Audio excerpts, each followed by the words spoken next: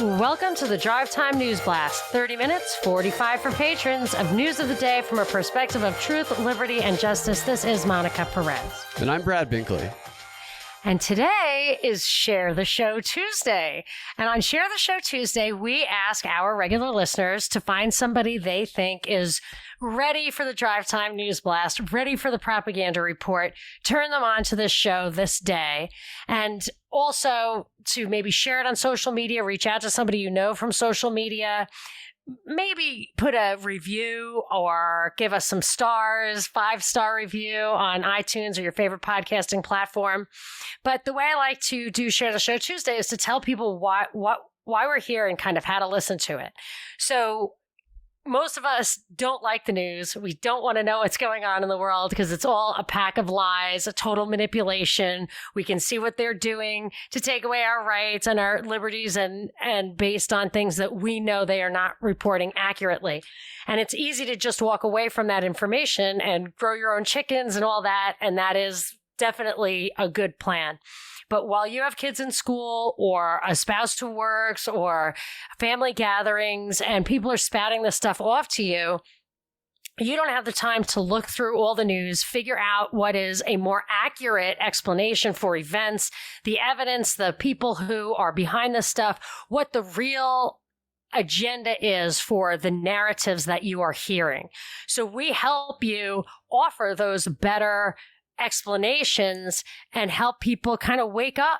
So we're here for regular listeners to help them sort through the news as a resource for how to not have to listen to the mainstream news and still be in the loop, because you have to. But share it with people who you think are ready to try to understand in a deeper way what is really going on. And we sometimes hit the ground running. We have themes that recur. These stories they come up all the time. So we don't always start from square one. Dive in, listen to a couple of episodes. You'll catch right up. It may seem fast at first, but you'll get right into the hang of it. A lot of people say they're hooked after the first show. So there you go. Share the Show Tuesday. And then I have what I think is a top story. It's kind of a body of top stories that we're going to talk about right now, which is, first of all, so if you are new to the show, what happened on January 6th, we immediately covered it. We knew several people who were there. We interviewed them. We looked at their videos. It was absolutely just like every protest I've ever been to in DC. It was maybe even more tame in that most of the people or everybody we saw in these videos, dozens of videos, were just your basic kind of, I always think of it as like the flyover state fanny pack retiree. It looked more like a festival than anything else, honestly.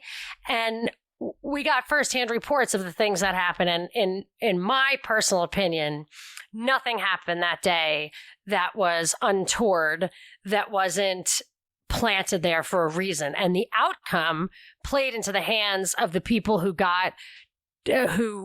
allowed what would have been what was a questionable and would have been questioned electoral certification process that got totally truncated. And by the end of the day, it should have been a 3-day process from Arizona, Pennsylvania, Georgia, Michigan to question that. It got swept under the rug. Mitch McConnell came in later that day. Kelly Loeffler, because of this, we can't go through the process. So it was clearly a setup. But what I have noticed every day, including today, Jamie Dupree tweeted some sarcastic comment like, more, quote, tourists at the Capitol. And it was a video of a bunch of people who we're told are these insurrectionists pushing up against cops who are in riot gear. Let me guess. Very close up footage. Yes, that's also true. But what it is so it was like showing them storming, but we knew at the time, we were following it closely, we didn't see anything like that. You would see the cops actually escorting people through the halls, helping people up, opening gates, and that is what we heard from eyewitnesses at the time. It seems to me, there's a lot of this footage coming out now that if I had to guess, I don't know for sure, but I think that stuff's been created after the fact. I do not think that's what happened at all. And Binkley, I'm asking you if you have seen this new footage. There was one in the basement where guys made a cop's mouth bleed. Do you think this stuff was consistent with what we investigated after the event for weeks, if not months? No, it's completely inconsistent. And my question is, why wasn't this immediately released? Why is it just now coming out? And I don't know what the response to that would be, but they talk about now on CNN and on the other networks how there's some absurd amount of like 17,000 hours of footage that no one individual could ever actually go through, so you can kind of pick and choose the movie you want to find. I would like to see these close-up shots where you can't really tell where people are. You can see a room and a bunch of chaos, and you have the meaning projected onto what's going on by the person who presents the clip. I would like to see those clips as well as the little bit further away clips that show the entire room and the entire situation, because we've seen bird's eye view clips from outside. We've seen close-up clips where it's just so chaotic you can't really decipher what's going on, but you've never seen actual kind of normal standard up close and CCTV full room clips to give you that full context. That's a really good point, because as I watched these clips, and yes, they were very up close and tight, I think the explanation of why this is new stuff is that they're starting to prosecute all these people and confiscate their phones and pulling all this stuff off of there. But you're 100% right. Like the one I looked at today was close like that. And it looked, I assume that was staged, all the things considered. But you're right. If you pulled it back, because the way it looks, there's this push of this group, couple of dozen, quote, patriots pushing against cops in riot gear. And you have to wonder. So the question that they got ahead of was, where were all the cops? Like, there are 3,000 Capitol Police. They have I bet it's the most cops per square foot of territory in the country. Where were they? And that's why they started with that right away. Like, there's a chain of command problem and all this stuff. They want to explain how it got so out of control. There were more cops on Miriam Carey than there were on the so-called insurrectionists that day. And if you pulled back, you would see that there wouldn't be a crush. Where were the cops who were pulling these guys off, right? If it was 20 guys up against 5-10 cops, where were the other cops? Where were the rest of the cops? Why would these guys just push against them, push through the door? You're right. They were unlocking doors and taking selfies on the other side of the building, I guess. Yeah, exactly. Because this thing looks nothing like the tone of everything else we saw in any reasonable framework.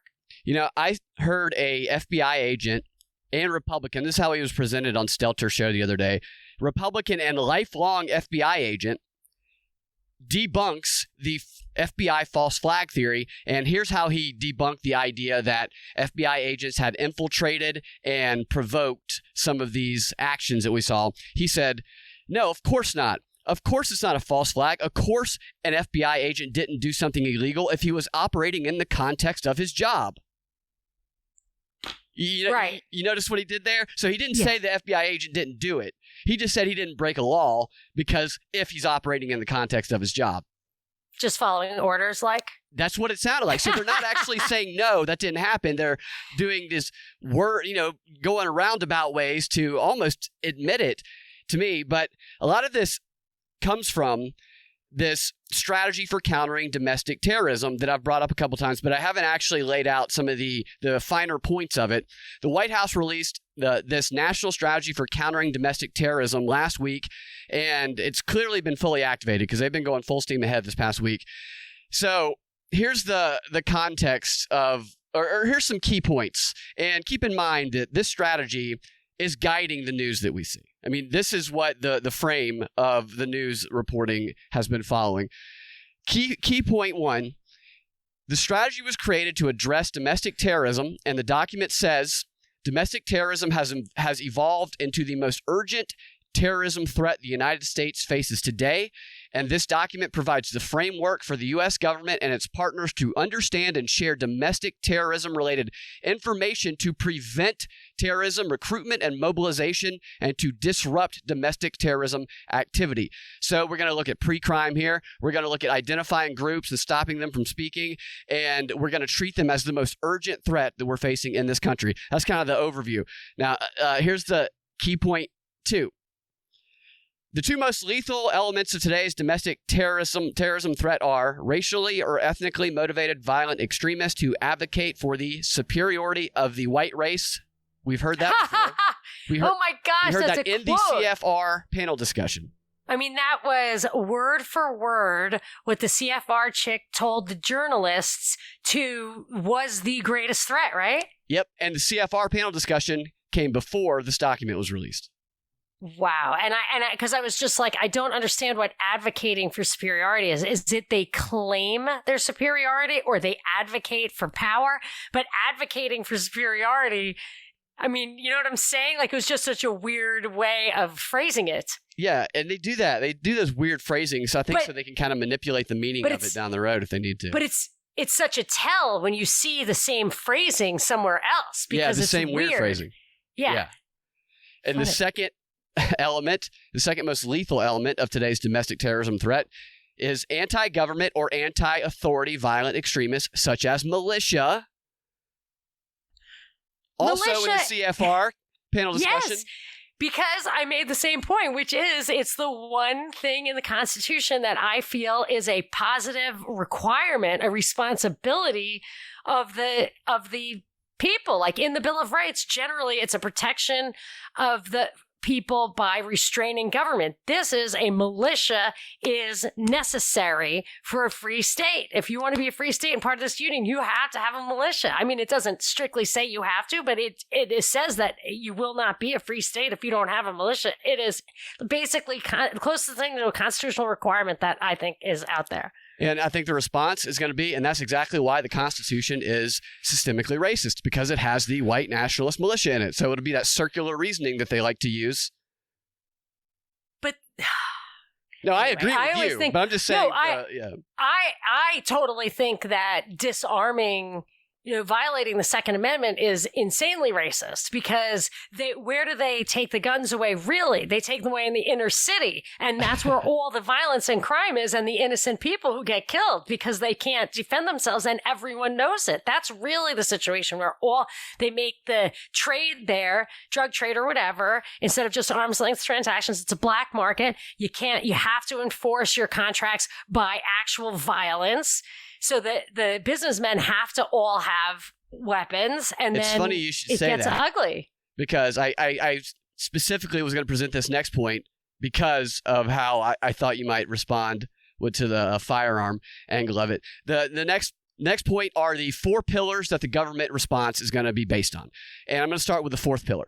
And they're all very short. The 4th pillar is to confront long-term contributors to domestic terrorism. So confront the long-term contributors, and these contributors includes protecting Americans from racial, ethnic, and religious hatred and stemming the flow of firearms to individuals intending to commit acts of domestic terrorism. Take the firearms away from people they label as domestic terrorists, which are capital 6 people, Trump supporters. And does it say how? No. Okay, because the red flag laws, I mean, immediately what happens is anyone can call anonymously and they go to your house and they try to take your guns away without a trial. So it is my position that from mental commitment to taking away someone's gun rights to any loss of liberty or property, you should be entitled to a jury of your peers and a unanimous verdict. Yeah. But what they do is so once you allow anonymous calls to be a red flag, then you can just systematically call on anyone. Like the FBI could call in those red flags to the police and no one would ever know. And what happens is the police go to take your guns and they can end up killing you. Like one of the very first examples was the cops came over and the guy talked to him and they said, "We need your guns." He said, "You're not taking my guns." So they killed him. And because his sister or his sister-in-law or whatever called the cops, they had an argument over Thanksgiving. So she wanted to get him and she called the cops and said she thought he was unstable and shouldn't have guns. And what this pillar here is basically saying is that what's contributed to the domestic terrorism is people who supported Trump having guns and people who, because the second angle of that is to counter the polarization fueled by disinformation and conspiracy theories online. So counter the polarization? Yeah, counter the polarization that is fueled by disinformation and dangerous conspiracy theories online. So this is everything we see in the news is filtering through this. I don't want to take up all the time with this. If you want me to hit the other pillars real quick, I can. No. Or Okay. One of the things I wanted to tell you about kind of folds into that. There's been like a lot of propaganda on CNN about how the world is forever different. We're in the post-COVID time and we don't see exactly how it's going to unfold. I wanted to talk a little bit about what that means for the labor market and the family and all that. But I was surprised as I was reading this stuff because I was thinking that I was looking at economics and everything. It was the pandemic wrought a new America. And I actually gave this article the Propaganda of the Week award in my own mind. And it is that he talks about how these shootings are back because of the mental illness that resulted from lockdown.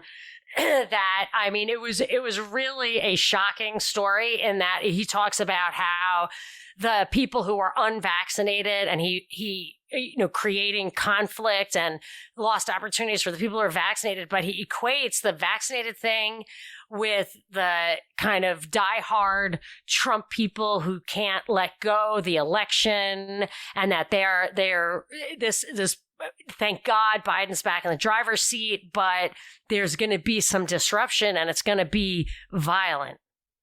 That's interesting. That goes with the thing I saw about them, the airlines trying to get the government to step in and stop all the air rage from people who are not wanting to wear masks, really labeling those people as demons and bad guys. Yeah, that's actually in this article. It talks about the mass shootings and the airplane rage. They are on message. This is quite a coordinated psychological operation going on. The third pillar, which I think you'll find interesting as well, is basically stovepiping. Stovepiping the locales. They want to disrupt and deter domestic terrorism activity by going to the state, local, and tribal and territorial law enforcement. They will give them access to increased intelligence sharing and training on domestic terrorism and associated threats. So they're going to control the information that the local authorities get about who a domestic terrorism is, about what domestic terrorism is, and about how they can counter it. To me, that's a giant stovepiping operation, just like the CFR telling the local news organizations how they are to report on domestic terrorism in their own locales. Just as a reminder for new listeners, what stovepiping is, if you imagine a potbelly stove, you put all the information in the pot, and only the smoke goes up through the pipe. And if you are the pipe, you control it. This is a classic way where, like a president, someone like FDR, who didn't have a computer and couldn't go up and down the stairs without help, they could just lock him in a room basically and tell him what they wanted to tell him. And when he had to make decisions, he could only make decisions based on the information he had. So he who controls the information controls the decision. But you said something very interesting about that, which is they would give information sharing. So sharing information isn't one way, it's two ways. So that has been a big push since Eric Holder under Obama. He has tried to break down the barriers that were erected from the 1974 Privacy Act, which controlled how governments shared information so that you wouldn't feel like, as Brzezinski predicted around that same time, 71, 72, that with a single keystroke, the surveillance state could pull up everything about you. They didn't want that. So ever since then, information sharing has been a big part of it. And if you see how what you're saying they're doing, it reflects a lot of how Operation Mockingbird worked. So back in the day, Operation Mockingbird, they said it was during the Vietnam War, and they wanted to keep certain secrets, and they were fighting communism, and they wanted to control the press. So they told them that we will embed you with our soldiers. You can go in there and get frontline stuff. We will spoon feed you information. We'll give you all our intelligence briefings and everything. But all that we ask is that when we tell you not to print something, you don't print it. So it's total censorship under the guise of increased information. You get the increased information, but they have the control. Yeah, and the first pillar is about improving the information sharing with law enforcement and the state, local, tribal, and when appropriate, private sector partners. So when appropriate, I'm sure they'll not use that all the time. And the second one speaks right to what you're saying as well, that they're going to stop the recruitment and mobilization of domestic terrorism online by increasing information sharing with the technology sector and creating innovative ways to foster digital literacy. Oh my gosh. which means make people stupid and don't make people think they can recognize propaganda, but make them completely blind to it. Right. I mean, digital literacy is summed up as one school I was looking at for my kids in 3 words. Digital literacy is summed up in 3 words: authority, authority, authority. That is how you tell good information from bad information on the internet. I mean, and literally the example this chick used was, would you trust a Yelp post, a Yelp review, or the New York Times food critic? And I was immediately like, of course, like the 5,000 people on Yelp who aren't getting paid off and free dinners every day. You know, a guy who that's just, of course. And I mean, I think I actually gave that answer and her head exploded. That's the right answer. My kids aren't going to that school, but it's not like too many schools are above that. But yeah, I thought it was the right answer. Yeah, the New York Times people, they have an agenda. They're supported by the people that they're writing about. Yes, as a matter of fact, once I did a review for a magazine, like a school newspaper or something, and the restaurant gave me the meal free. And I was like, well, that doesn't really. Now I have to write nice things. Yeah. Well, that wraps up for that. So. Oh. Yeah. Okay. So another thing that I thought, the way you analyze this kind of thing was so perfect, because I don't know why. Normally I don't go and look at the CNN stuff because it's so freaking propaganda-y. I leave that up to you to sift out.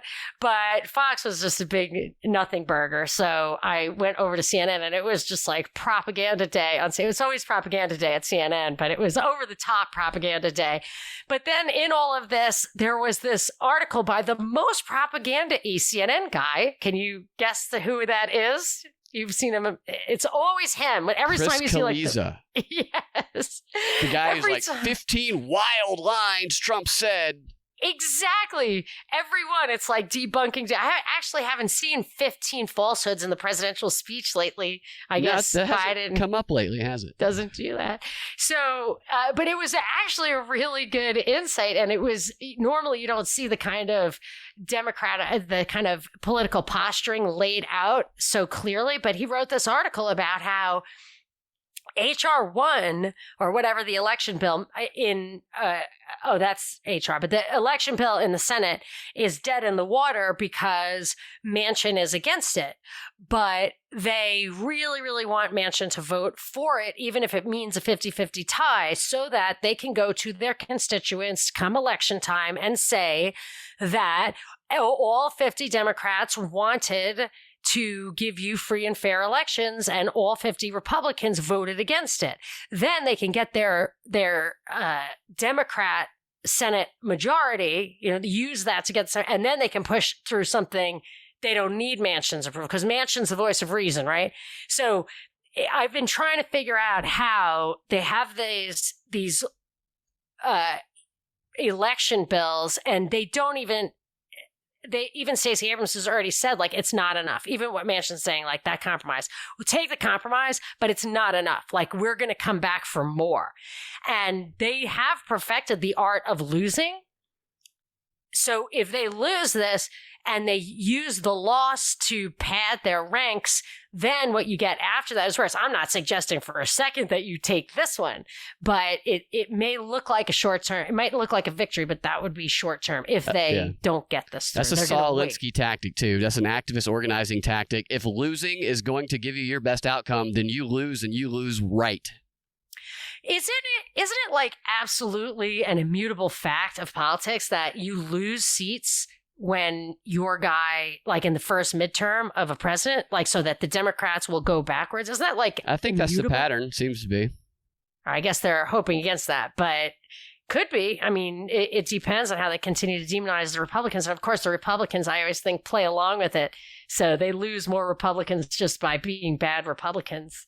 So anyway, wow, that was so interesting. Thank you. And the time flew by. So now I will say to you, before we get to our last story of the Free 30, let's give people a preview of what they will hear in the Patron 15. The last free story is going to be, who is the bravest man in professional sports? I want people to start to think about that, to really think about it. If you can identify in your mind who you think is the bravest man in professional sports. While you're thinking about that, I'll tell you what's going to be in the page 15. I just discovered an element about the death of Princess Diana that was eerily similar to Nicole Simpson. Something, yeah, it's really like, I maybe this is out before, but I was like, what? Anyway, I'll tell you about that. And the meme, if it weren't for the unvaccinated, things would be better. That meme has begun. The Debbie Binkley, Downer. you're going to tell us about that. The unvaccinated have become the Debbie Downer of yeah. all the groups. Ruining it for everybody. But before we get to any of that, I would like to give a big thanks to the sponsor of today's show, Byrna Technologies. I'm very excited about this product. It is a leader in the non-lethal self-defense category. They have a live safe motto to provide consumers with an affordable device, the Byrna HD. It's $359. It allows people to protect their personal safety without having to take a life. It is not a firearm. It is an incredibly powerful and effective self-defense device that uses pepper, gas, and plastic projectiles to subdue an assailant for up to 20 minutes. This gives the user enough time to escape without having to kill the person. It has an effective range of 66 feet, which is much better than pepper spray or stun guns that have an effective range of only 10 feet or less. It has been adopted by law enforcement and private security firms across the U.S., of course, that get you out of trouble and you don't have that kind of a problem. It can de-escalate stressful situations before resorting to lethal means. So you could join over 50,000 consumers across the country who have chosen Byrna HD as their self-defense option. For me, I want it because I have a special needs child. I do not feel comfortable having guns in the house, but I absolutely need a way to defend myself. I also do not like the idea that all I'm going to do is when I see a bad guy with a gun, just pray that a good guy with a gun shows up. I need to be a little more empowered than that. If you want to see how it works and how effective it is, go to their YouTube channel. They have some videos of it being tested on like a big, giant, burly dude. So think of like the biggest person you might find in a street fight, and they're just pounding this guy with it, and it seems to stun him a little bit. Wow! It knocks him back. He's definitely not going to be chasing after you hit him with it. Right. Okay. Well, I would like to see that because they say it can slow that guy down for 20 minutes. So I'm gonna check that out. If they're saying it, then I want to see it in action. You can go to Byrna.com. That's BYRNA.com. Use the promo code, all caps, propaganda10 to receive a 10% discount on your purchase. That discount cannot be combined with any other special offers or bundles, but it's still a hefty piece of change. So check that out. If you love our show and you want to support our show, we love it when you support our sponsors like Byrna. And we also like it when you support us. So we have a Patreon. We have a lot of different things you can do to support us. One of the things you could do is become a patron. So you could go to patreon.com/propaganda report. You can become a basic level truth sponge for $7. But if you choose a month, that's a lot of content. More content. That's actually a problem because you get more content than most people can plow through. But at higher tiers, you get a different kind of content. You get live interactive stuff, cocktail parties, Zoom parties, shout outs. It's a lot of stuff there, and it's worth checking. It's very clearly laid out. I think I have set the gold standard for clarity and variety in Patreon. So check it out, patreon.com/propaganda report. And with that, on with our final story of the Free 30. Binkley, take it away.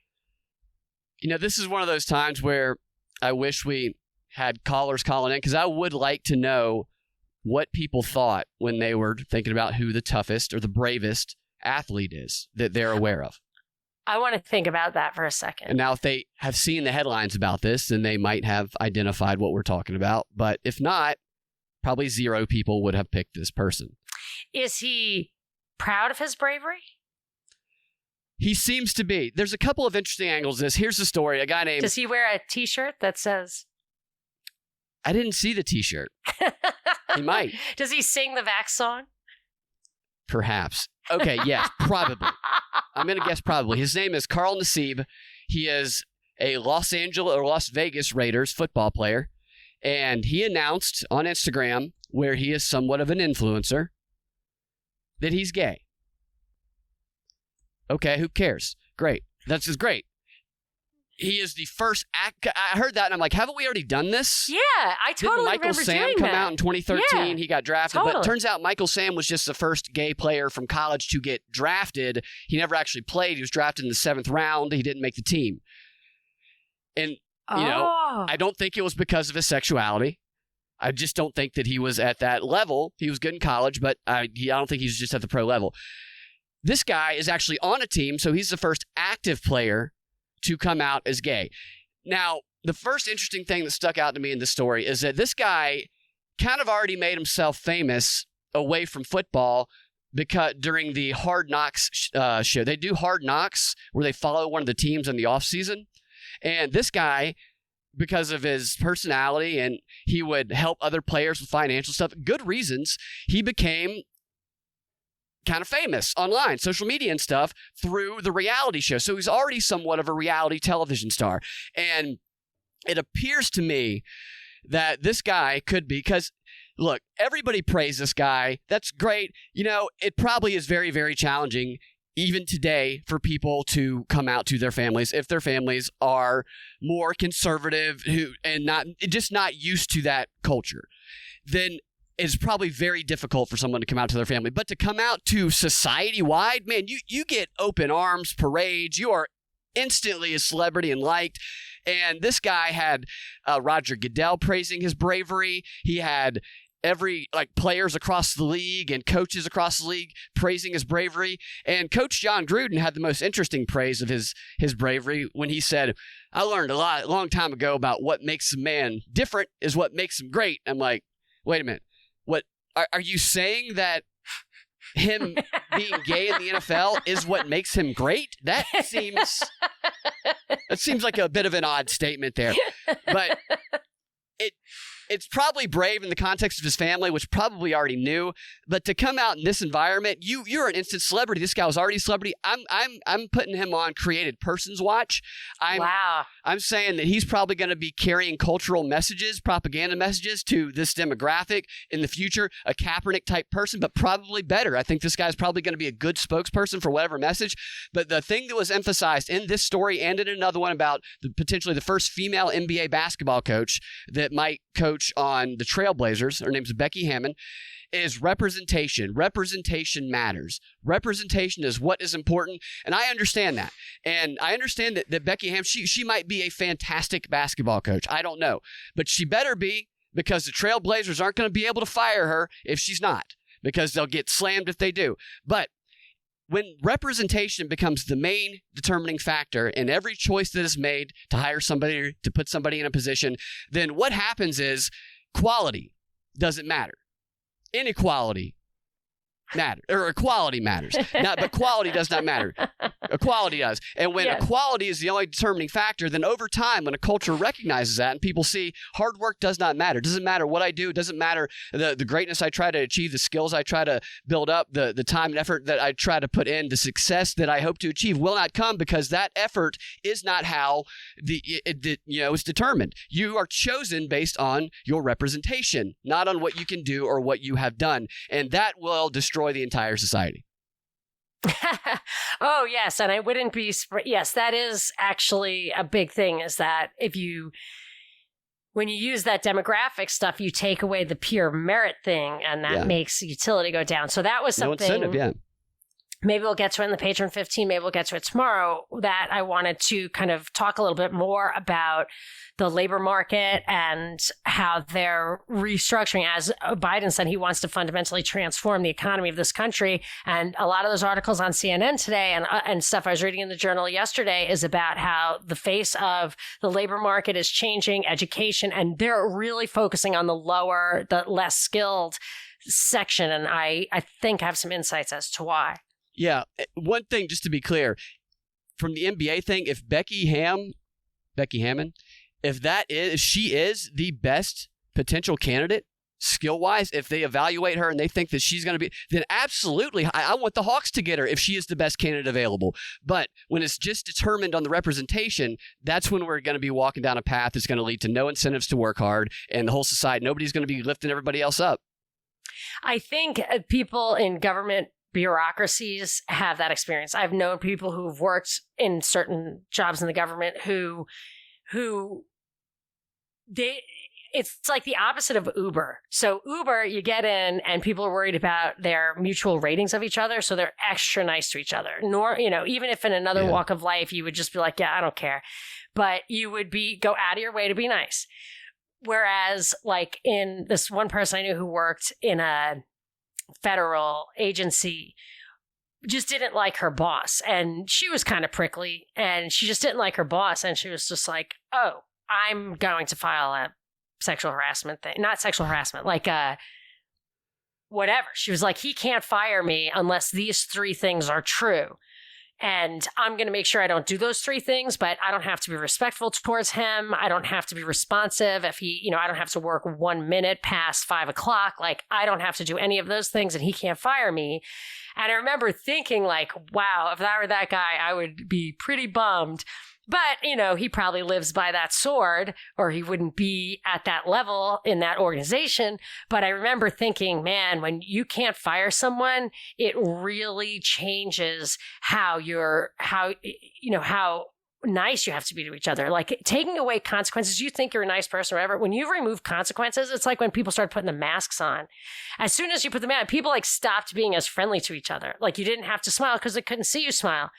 And they can't really recognize you. So you don't have to look them in the eye anymore. Like I noticed that right away. So those kind of things really matter. And then if you go back and read that great line from the report from Iron Mountain, we do computer models to see how a tiny, tiny change in policy can have broad effects from everything from the arms sales to real estate prices in lower Manhattan. Like that was the example they used. That was back then. Think about those models now. Oh, I know. I have a shout out, 4 shout outs. I am finally at the end of what ended up being like a 3-month supply of shout outs. So if you think I missed your shout out from the last round, please resubmit it immediately and I will make sure I get to it. But I thought I kept a comprehensive list, but I'm ready for more shout outs. If you are a patron saint, if that is your tier, no matter how you got there and when you joined, please send me a shout out. And I would like to give a little shout out. I would like to shout out the elusive Mr. Perez, aka Ricardio, for my awesome mic setup. Very, very cool. I could not figure it out myself. And Legit Bat Podcast, who sent me some very adorable swag. I'm sure adorable is not the word he wants, but it is very, very cute. I love it. Thank you. But more important, for renaming a Patreon tier that now has only 1 member, and it's my mom because she is a matron saint. All right. She's not a patron saint. She is a matron saint. I thought that was very cute of Legit Bat to shout out my mom, basically. And I am looking forward to your shout outs. And now on to the Patron 15. All right. You guys can find your Drive Time News Blast every weekday afternoon at thepropreport.com or your favorite podcasting platform with the Propaganda Report podcast feed. If you want access to that extra content that Monica was telling you about that we put out every day that we drop a Drive Time News Blast, you can go to patreon.com/propaganda report and become a patron. We will talk to y'all tomorrow or in the Patron 15. Have a fantastic rest of your day.